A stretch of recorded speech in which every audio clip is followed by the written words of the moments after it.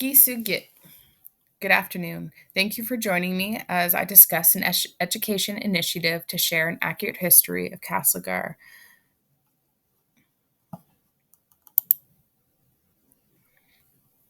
First, I would like to acknowledge that Castlegar, British Columbia, where I live, learn, and play, is located on the unceded territory of the Snakes, Ktunaxa, and Syilx people.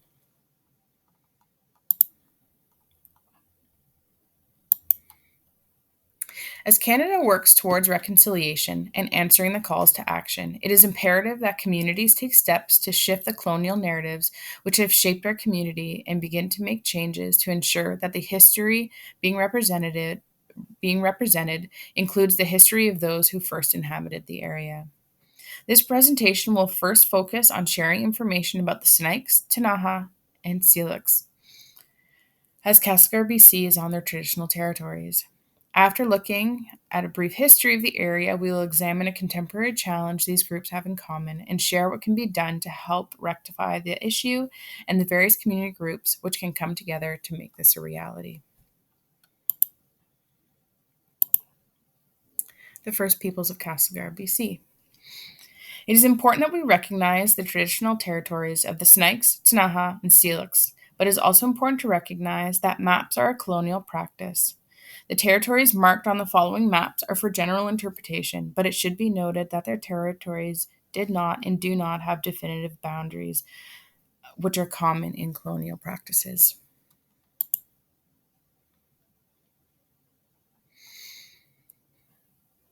The traditional territory of the Snakes extends north of Revelstoke, BC, south to Kettle Falls, Washington, west to the Monashee Mountains, and east to the Rocky Mountains.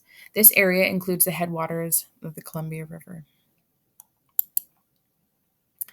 The traditional territory of the Ktunaxa includes 70,000 square kilometers, which makes up the Kootenay region in southeastern BC, and also includes parts of Alberta, Idaho, Montana, and Washington. The traditional territory of the Syilx spans north of Revelstoke, BC, east near Caslow, BC, south to Wilbur, Washington, and west into the Nicola Valley.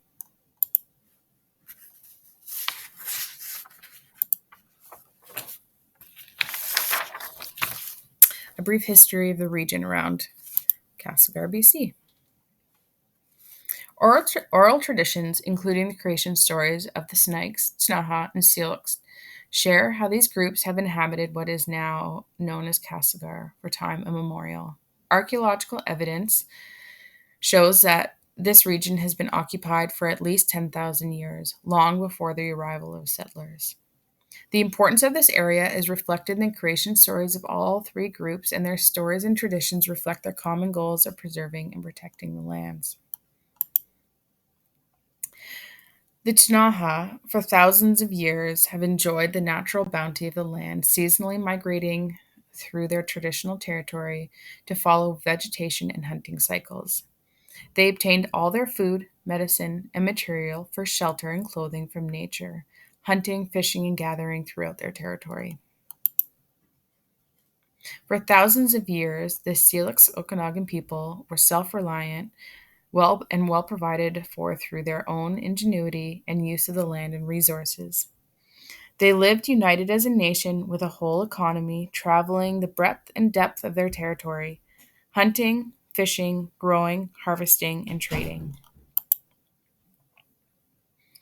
The Snakes shared a similar way of life, hunting, fishing, and gathering across their traditional territory. However, what is now Castlegar was a significant area for many Snakes, as told through oral tradition and demonstrated through written record and archaeological evidence. The area, now known as Brilliant, at the confluence of the Columbia and Kootenay rivers, has been occupied for over 10,000 years and was home to the last Snakes family before they were forced off their land. Throughout the 19th century, settlers began to settle in the BC interior. Through colonization, the Snakes, Ktunaxa, and Syilx all experienced dispossession of their land, and their peoples were separated with the development of international borders and reserves.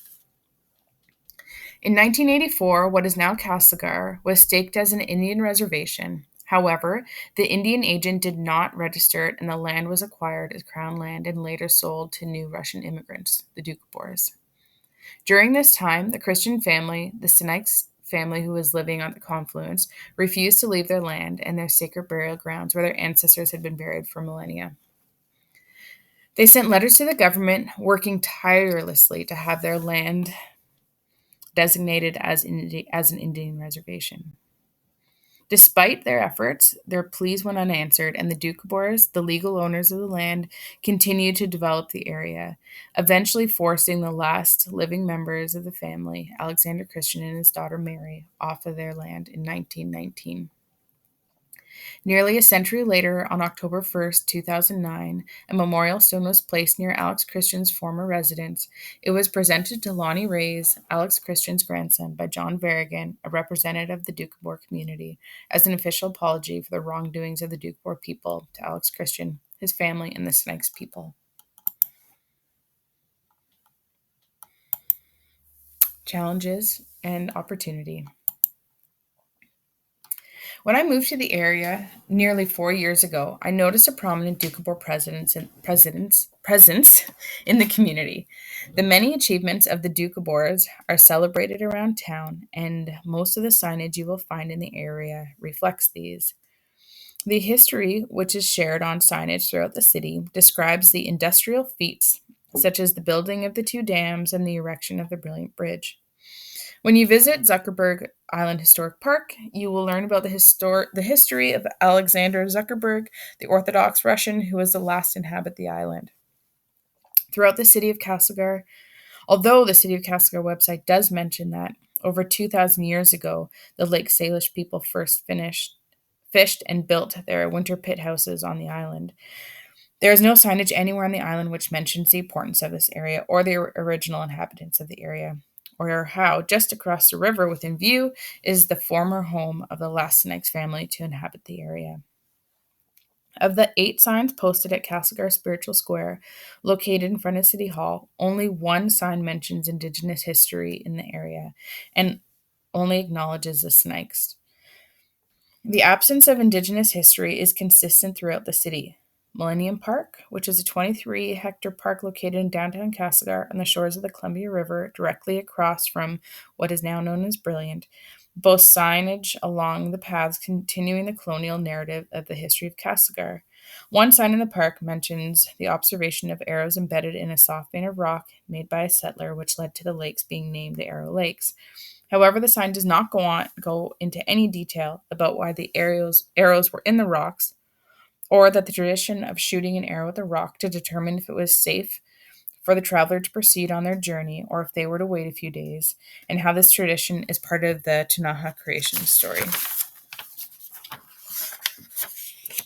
When speaking with Michelle Morin, the Indigenous support worker at the school I work at, she reiterated that the colonial reflection of the history in the area is, in her eyes, a significant challenge faced by Indigenous peoples in our region.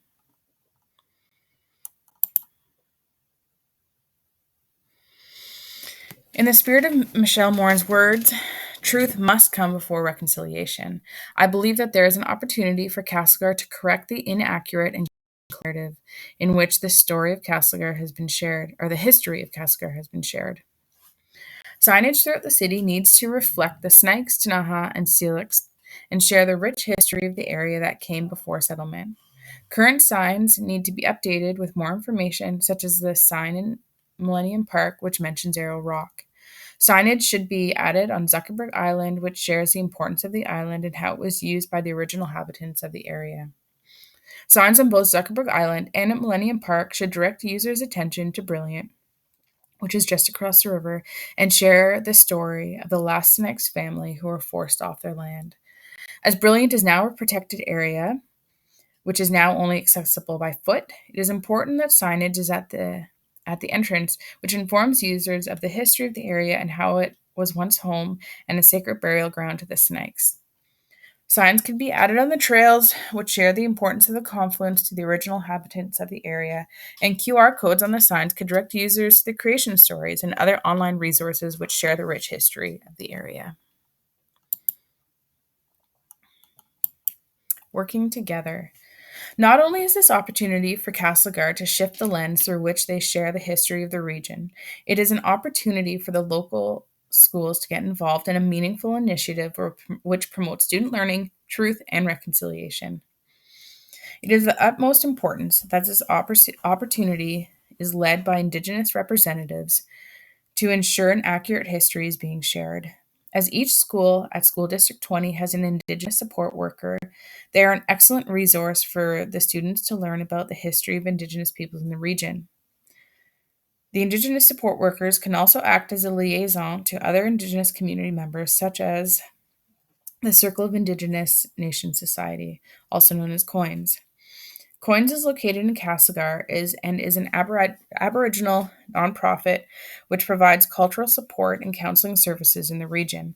9 elders sit on the Elders Advisory Committee, and some of these elders are already active in the school communities throughout the city. School District 20 and COINS, with the support of the City of Castlegar, could come together to work with students to educate them on the history of the region before settlement, and with guidance from Indigenous support workers and Indigenous community members, students could help create the new signage to post around the city. Not only does this provide a unique learning experience for the students involved in the project, but when the project is complete, it will provide meaningful learning opportunities for the whole community, visitors, and for future students, as they will be able to visit these locations around the city on field trips and learn an accurate history of their community. In order for Castlegar to shift its colonial narratives and the way it represents the history of the region, it must update the signage around the city. Working together, School District 20, COINS, and the City of Castlegar can create an inclusive and immersive learning experience for all those who use our parks and trail systems. Not only does this opportunity work towards reconciliation, but it shares a rich history of the area and how the region has been part of the Snakes, Tanaha, and Steelix since time immemorial. Thank you.